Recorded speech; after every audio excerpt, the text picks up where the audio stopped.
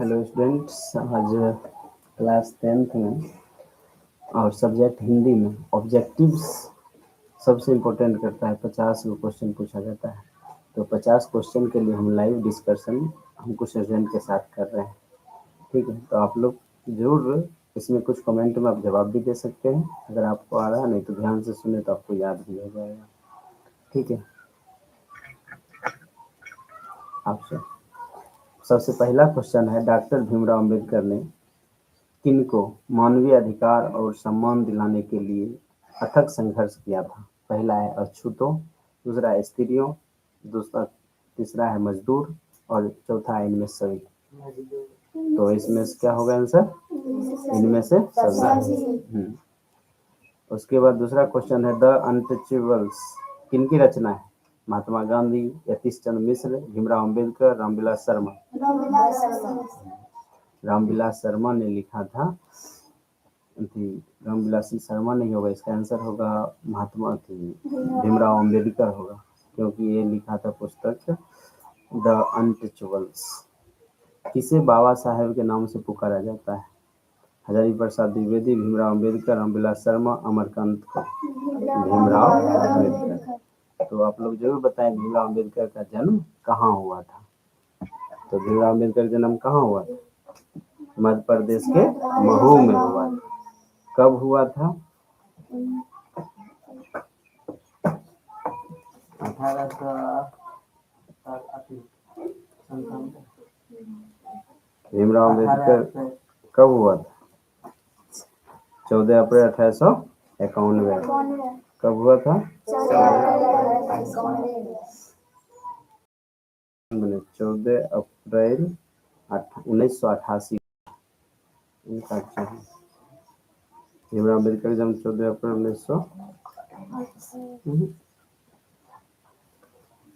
1988। गलत है क्वेश्चन।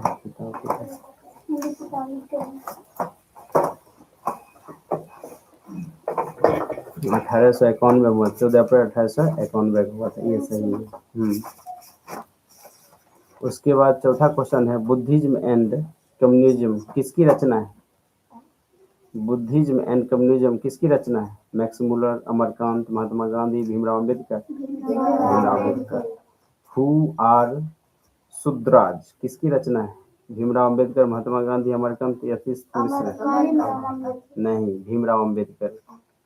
मानव मुक्ति के पुरोधा किसे कहा जाता है? भीमराव अम्बेडकर, नलिनी लोचन शर्मा, यतीश मिश्र, अमरकांत को। भीमराव अम्बेडकर। भारत में जाति प्रथा का मुख्य कारण क्या था? बेरोजगारी, गरीबी, अमीरी, उद्योगी धंधों की कमी। बेरोजगारी। जाति प्रथा स्वाभाविक विभाजन नहीं है, क्यों? तो भेदभाव कारण, शोषण कारण, गरीबी के कारण, रुचि पर आधारित नहीं होने के कारण। कहेंगे रुचि पर आधारित नहीं होने के कारण। श्रम विभाजन और जाति प्रथा के लेखक कौन थे? डॉक्टर भीमराव अम्बेडकर। डॉक्टर भीमराव अम्बेडकर। लेखक की दृष्टि में विडंबना की बात क्या है? लेखक की दृष्टि में विडंबना की बात क्या है? तो जातिवाद के पोषक कमी नहीं, जातिवाद के पोषक नग्न, आर्थिक दृष्टि से जातिवाद उचित, जातिवाद लोकतंत्र के विरुद्ध है। तो हम कहेंगे इसका आंसर होगा जातिवाद के पोषक की कमी नहीं। लेखक की दृष्टि में आदर्श समाज कैसा होना चाहिए? जिसमें स्वतंत्रता, समानता और भ्रातृत्व का भाव होना चाहिए, यानी कि भाईचारा का भाव होना चाहिए। लेखक बेरोजगारी का प्रमुख और प्रत्यक्ष कारण किसे मानते थे? अशिक्षा, जनसंख्या, जाति प्रथा, उद्योग धंधों की कमी। कहेंगे इसका आंसर जाति प्रथा। किसका मानेंगे? जाति प्रथा। लेखक अम्बेडकर की दृष्टि में भाईचारे का वास्तविक रूप कैसा होना चाहिए? दूध शक्कर के मिश्रण की तरह, दूध पानी के मिश्रण की तरह, तिल और तंदुल की मिश्रण की तरह, पानी और नमक की मिश्रण की तरह। तो अम्बेडकर के अनुसार दूध और पानी की तरह भाईचारा होना चाहिए।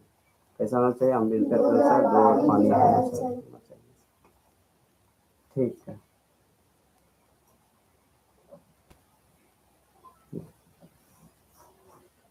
उसके बाद सभ्य समाज की आवश्यकता क्या है? जाति प्रथा, श्रम विभाजन, अनुबंध, दूध पानी। तो श्रम विभाजन कौन सा है? श्रम विभाजन।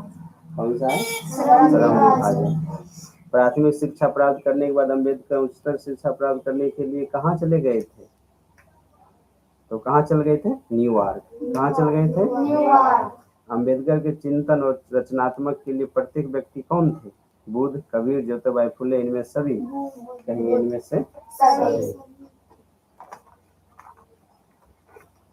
ये सब जितने भी क्वेश्चन है ये 2026 से लेकर और उसके पीछे कि 2020-21 तक के भी प्रीवियस ईयर क्वेश्चन आधारित है। जाति, पांति, तोरक, मंडल भाषण लाहौर में कब हुआ था? कहेंगे 1936 में हुआ था। श्रम विभाजन और जाति प्रथा क्या है? कहेंगे एक निबंध। क्या है? निबंध। अम्बेडकर के भाषण यानी हिलियस ऑफ कास्ट को किसने हिंदी में रूपांतरित किया था? ललई सिंह यादव। अम्बेडकर का जन्म किस परिवार में हुआ था? ब्राह्मण, क्षत्रिय, दलित, काश्यप? तो कहेंगे दलित परिवार में हुआ था।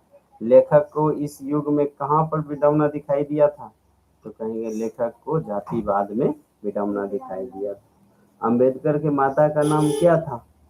रीना बाई, शीलाबाई, कुंती बाई, भीमा बाई? तो हम कहेंगे भीमा बाई।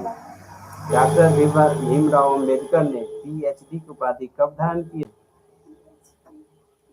1916। कब किए थे? 1916। जाति प्रथा भारत में बेरोजगारी का एक कारण बनी हुई है। प्रत्यक्ष, प्रमुख, ये भी दोनों, इनमें से कोई नहीं? कहेंगे ये भी दोनों प्रत्यक्ष और प्रमुख कारण है। भीमराव अम्बेडकर के टाइम में इसी को देखा गया। भीमराव अम्बेडकर की मृत्यु कब और कहाँ हुई? कहेंगे भीमराव अम्बेडकर की मृत्यु 1956 में दिल्ली में हुई। कहाँ में हुई थी? दिल्ली में हुई थी। ठीक है। डॉक्टर भीमराव अम्बेडकर का जन्म कहाँ हुआ था? कहेंगे मध्य प्रदेश के महू में। भीमराव अम्बेडकर ने किस पत्रिका का संपादन किया था? बहिष्कृत भारत का। भारतीय संविधान के निर्माता किसे कहा जाता है? भीमराव अम्बेडकर। डॉक्टर भीमराव अम्बेडकर का वाङ्मय हिंदी में कितने खंडों में प्रकाशित हुआ था? कितने खंडों में हुआ था? तो कहेंगे हम 21 खंडों में हुआ था। आधुनिक सभ्य समाज कार्य कुशलता के लिए किसे आवश्यक मानता था? जाति विभाजन। डॉक्टर भीमराव अम्बेडकर के पिता का क्या नाम था? डॉक्टर भीमराव अम्बेडकर के पिता का रामजी सकपाल। क्या नाम था? रामजी। डॉक्टर भीमराव अम्बेडकर ने किस प्रथा को आर्थिक पहलू से खतरनाक माना? सती प्रथा, दहेज प्रथा, बाल विवाह, जाति प्रथा?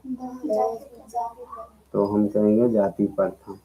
किनके प्रोत्साहन पर बाबा भीमराव अम्बेडकर उच्चतर शिक्षा हेतु न्यूयॉर्क गए थे? काशी नरेश, बड़ौदा नरेश, दरभंगा नरेश, पटियाला नरेश? तो इसका आंसर होगा बड़ौदा नरेश। आर्थिक पहलू से भी जाति प्रथा देश है, लाभदायक, हानिकारक, अनुकूल, इनमें सभी?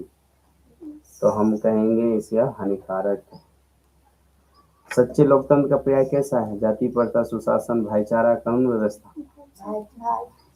तो कैसा है? भाईचारा। बाबा साहेब भीमराव अम्बेडकर द्वारा रचित पुस्तक कौन सा है? Genesis and development, Buddhism and communism, इनमें सभी, या बुद्धा एंड हिज धम्मा? तो हम कहेंगे इनमें से सभी। ये जो तीनों बुक है ये सब भीमराव अम्बेडकर जी ने खुद लिखे। विडंबना का अर्थ क्या होता है? विडंबना का अर्थ जो होता है उपहास होता है। क्या होता है? उपहास। अब ये चैप्टर तो खत्म। अब दूसरा चैप्टर है 20 के दांत, जिसके लेखक कौन है? नलिन बिलोचन शर्मा। बांग्ला भाषा में खोखा किसको कहते हैं? बांग्ला भाषा में खोखा किसको कहते हैं? तो हम कहेंगे बच्चा को। किसको कहते हैं? बच्चा को। बंगाल में इसको बच्चा कहते हैं, खोखा। 20 के दांत शीर्षक पाठ में गिरधर लाल कहाँ कर रहते थे? अहाते के बंगले में, झुग्गी झोपड़ी में, अहाते के एक कोने आउट हाउस में, अपने मकान में? तो कहेंगे अहाते के एक कोने में आउट हाउस में रहते थे। नलिन बिलोचन शर्मा के अनुसार महल और झोपड़ी वालों की लड़ाई में अक्सर कौन जीतते हैं? महल वाले जीतते हैं। रस्क शब्द का अर्थ क्या होता है? रक्स शब्द का अर्थ क्या होता है? कहेंगे ईर्ष्या होता है। मदन पड़ोसियों को आवारा गर्द छोकरों के साथ क्या कर रहा था? पतंग उड़ा रहा था, लट्टू नचा रहा था, क्रिकेट खेल रहा था, चोर सिपाही खेल रहा था। लट्टू नचा रहा था। सेन साहब के पास किस रंग की मोटर कार है?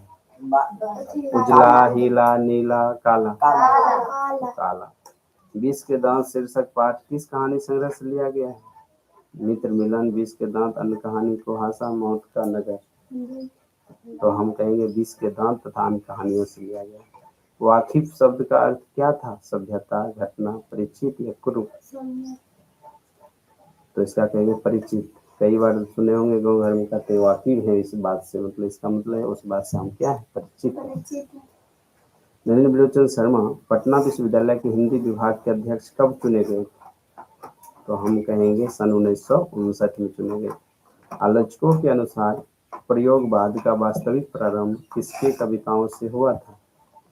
तो हम कहेंगे नलिनी बिलोचन शर्मा के कविताओं से हुआ था। उसके बाद 20 के दांत कहानी किस वर्ग के अंतर्विरोधों को उजागर करती है? निम्न वर्ग, उच्च वर्ग, मध्य वर्ग, व्यापारी वर्ग। तो हम कहेंगे मध्य वर्ग। खोखा खोखी किस भाषा का शब्द है?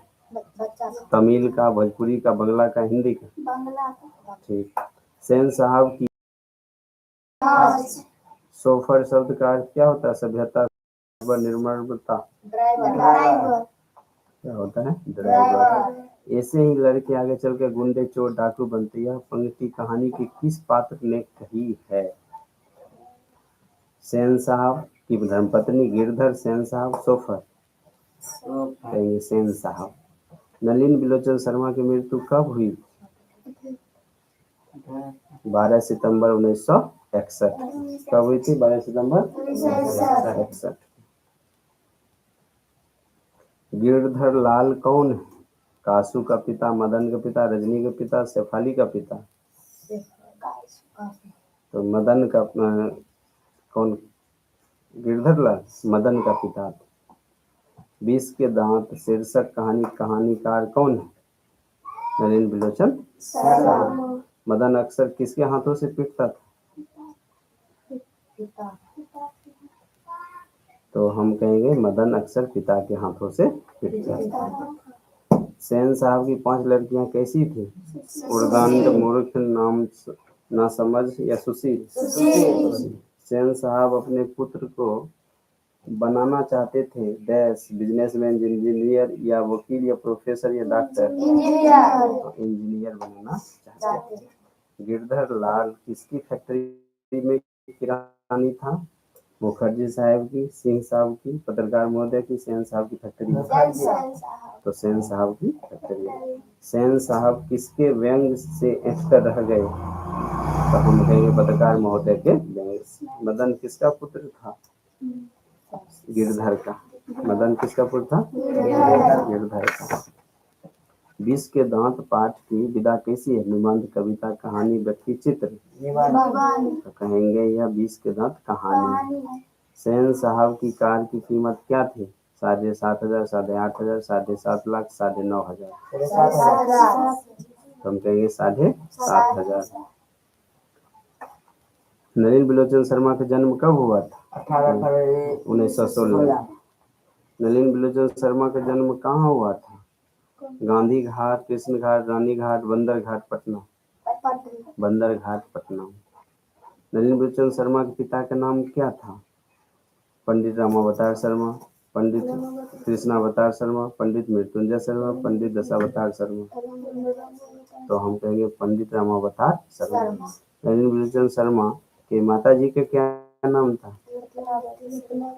रत्नावती। दृष्टिकोण किनकी रचना है? रामावतार शर्मा, नलिनी बिलोचन शर्मा, मोहन राकेश, प्रेमचंद। तो हम कहेंगे नलिनी बिलोचन शर्मा। लड़कियां क्या है? कठपुतली है। किसे इस बात पर गर्व है? भाई बहन, चाचा चाची, मामा मामी, माता पिता। सेन साहब की आंख का तारा कौन है? कार, खोखी, खोखा, फिर सभी। खोखा के दांत किसने तोड़ा? मदन ने, मदन के दोस्त ने, शहंशाह गिरधर ने, मदन के दोस्त, मदन ने तोड़ा था खोखा के दांत। सीमा, रजनी, आलो, शेफाली, आरती पांचों किसकी बहन थी? खोखा की। मैं तो खोखा को इंजीनियर बनाने जा रहा हूँ, यह कथन किसका है? सेन साहब की, गिरधर लाल की, मिस्टर सिंह के, मुखर्जी साहब की। सेन साहब। मदन के लिए क्या खाना मामूली बात थी? दुत्कार, मार, प्यार, फटकार। तो मार, ये मामूली बात है क्योंकि जितना बहुत ज्यादा बदमाशी करता था इस वजह से। किसके अनुसार शेरों ने सिद्धांतों को भी बदल लिया था? बेटियों के अनुसार, खोखा के अनुसार, मदन के अनुसार, गिरधर के अनुसार? खोखा के अनुसार। सेन साहब के मित्र कौन थे? डॉक्टर, पत्रकार, वकील, शिक्षक? तो पत्रकार। कौओं की जमात में शामिल होने के लिए कौन लग गया था? कबूतर, हंस, मछली, बत्तख? हंस। सेन साहब की मोटर कार थी streamer ink, Maruti 800, Indica streamer, designer motor car? हम कहेंगे स्ट्रीमर इंक। सेन साहब ने किसकी खूब फटकार लगाई? गिरधर को, खोखा को, मदन को, शेफाली को? तो हम कहेंगे गिरधर लाल को। किससे मोटर की चमक दमक को कोई खतरा नहीं था? खोखा से, मदन से, पड़ोस के बच्चों से, सेन साहब की पुत्रियों से? ठीक। गिरधर लाल किस वर्ग के प्रतिनिधित्व करता था? मध्यम वर्ग, निम्न वर्ग, उच्च वर्ग, निम्न वर्ग? उच्च वर्ग। तो इसका होगा निम्न मध्य वर्ग। नलिन बलोचन शर्मा कद, शिल्प और भाषा आदि स्तरों पर अग्रही थे। क्या चीज थे? प्राचीनता, भक्ति, नवीनता, सामाजिकता थी। तो हम कहेंगे नवीनता। क्या सीखे? नवीनता। अब हम लोग चलेंगे भूगोल में, और भूगोल में पहला टॉपिक देखना है। भूगोल में चलेंगे सामाजिक विज्ञान। तो बताइए, प्रथम पृथ्वी सम्मेलन कहाँ आयोजित हुआ था? प्रथम पृथ्वी सम्मेलन रियो डी जेनेरियो में आयोजित हुआ। सतत विकास लक्ष्य जो लाया था वो कब लागू हुआ था? 1987। 1987। द्वितीय पृथ्वी सम्मेलन कब हुआ था? प्रथम पृथ्वी सम्मेलन 1992 में, और द्वितीय पृथ्वी सम्मेलन 1997 में, और तृतीय 2002। प्रथम पृथ्वी सम्मेलन रियो डी जेनेरियो में, जबकि द्वितीय पृथ्वी सम्मेलन कहाँ में हुआ था? न्यूयॉर्क में। और तीसरा पृथ्वी सम्मेलन कहाँ पे हुआ था? जोहान्सबर्ग में। ठीक।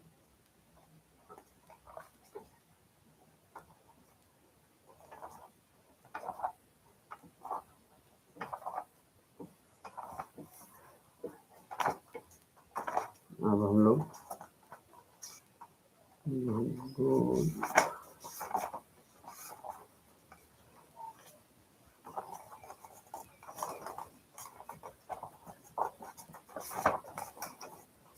भूगोल में देखेंगे। सवाल है, ब्रह्मपुत्र नदी तिब्बत में किस नाम से जानी जाती है? जमुना, सांगपो, यांगची, मानस नदी? तो हम कहेंगे सांगपो नदी के नाम जाना है। नेल्लोर किस खनिज के उत्पादन के लिए प्रसिद्ध है? अभ्रक, लौह, बॉक्साइट, हीरा? तो हम कहेंगे अभ्रक। जोहान्सबर्ग में कौन सा पृथ्वी सम्मेलन आयोजित हुआ था? प्रथम, द्वितीय, तृतीय, चतुर्थ? तृतीय। गंगा मैदान की पुरानी जलोढ़ मृदा क्या कहलाती है? खादर, बांगर, रेंगूर? इनमें से कोई नहीं, तो हम कहेंगे बांगर। रेंगूर मृदा का सर्वाधिक विस्तार किस राज्य में है? महाराष्ट्र, उत्तर प्रदेश, केरल, पंजाब? कहेंगे महाराष्ट्र। लोहे की मात्रा अधिक होने के कारण कौन सी मृदा अनुर्वर हो जाती है? जलोढ़ मृदा, काली मृदा, लेटेराइट मृदा और मरुस्थलीय मृदा। हम कहेंगे लेटेराइट मृदा। भारत की सबसे बड़ी कृत्रिम झील कौन सी है?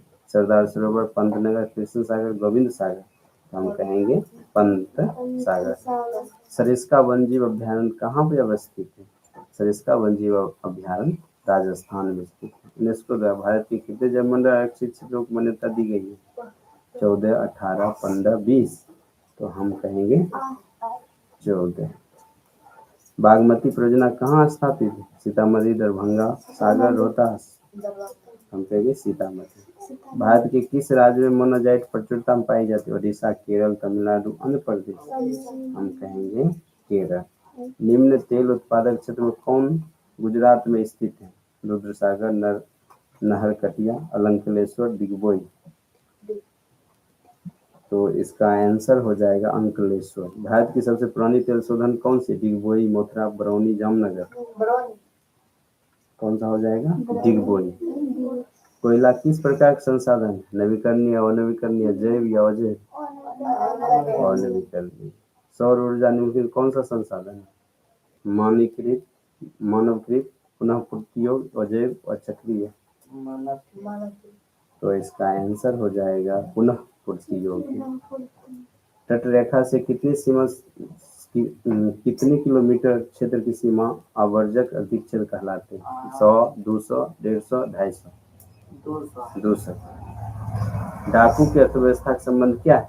संसाधन संग्रहण, संसाधन के विद्रोहन, संसाधन नियोजन, इनमें से कोई नहीं। तो हम कहेंगे संसाधन के विद्रोहन। समुद्री क्षेत्र में राजनीतिक सीमा कितने किलोमीटर क्षेत्र तक संपदा से रहित होती है? 12.2 किलोमीटर। पेट्रोलियम किस प्रकार का संसाधन है? नवीकरणीय, अनवीकरणीय, जैव, अजैव। अनवीकरणीय। क्यों अनवीकरणीय संसाधन कैसे कहेंगे? क्योंकि वैसे संसाधन जिसका उपयोग करने से क्या हो, वो खत्म हो जाए और लंबी अवधि तक भी खराब ना हो सके। ठीक है। नवीकरणीय वैसे संसाधन जिसको पुनः उपयोग हम कर सकते हैं। ठीक है। काली मृदा का दूसरा नाम क्या है? बलुई, रेंगूर, साल, पर्वतीय। रेंगूर मृदा। पंजाब में भूमि निम्नीकरण का मुख्य कारण क्या है? वनोन्मूलन, अति पशुचारण, अधिक सिंचाई, गहन खेती। तो हम कहेंगे जो होगा हरियाणा नहीं, अधिक सिंचाई। कौन सी मिट्टी कपास खेती के लिए सर्वोत्तम मानी जाती है? तो काली मिट्टी। कौन सी मिट्टी? काली मिट्टी। भारत में लगभग कितने करोड़ हेक्टेयर भूमि का शरण हो चुका है? तो हम कहेंगे 13 करोड़ हेक्टेयर भूमि का। ठीक। अब हम देखेंगे भारत का राष्ट्रीय पक्षी कौन सा है? कबूतर, हंस, मोर, तोता। मोर। सही। विश्व पर्यावरण दिवस कब मनाया जाता है? 5 जून, 3 अप्रैल, 3 सितंबर, 1 दिसंबर। 5 जून को। उसके बाद